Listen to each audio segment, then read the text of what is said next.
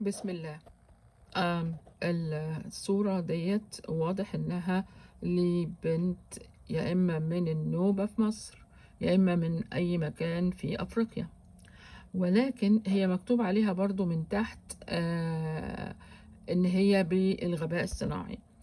الغباء الصناعي بالفعل غباء. ليه بقى؟ لأنه ما يقدرش إن هو يحط الشعر ده كيرلي، يعني مصري خلاص. انما الشعر في افريقيا وفي النوبة والله اعلم اكرت. دي مش شتيمة ولا حاجة، بس ده وصف له، هو نوع من انواع الشعر دلوقتي بيتفرد بسهولة جدا بالمكوى اللي بالكهرباء بقاله ربع قرن، وبسرعة وبيبقى مفروض تماما. ولكن انا عندي بنتين والاتنين شعرهم كيرلي، والحمد لله. والناس هنا طبعا من وهم لسه صغيرين عندهم اقل من سنة وهم بيتهبلوا على الشعر الكيرلي ده.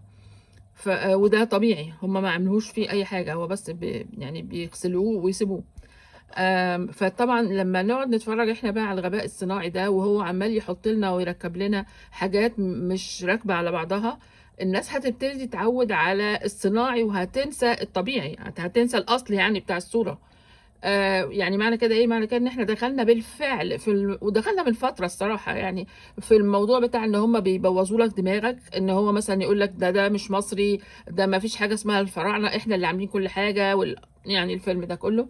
فهي بتبدا كده، وبعدين هو خطوه ثم خطوه، الاطفال الصغيرين والجيل الصغير يتعود على كده، ثم بعد كده خلاص يصدق بقى ان هو يا ده هم، يعني هم اصحاب المواصفات دي، وهم اللي عملوا الحضاره دي.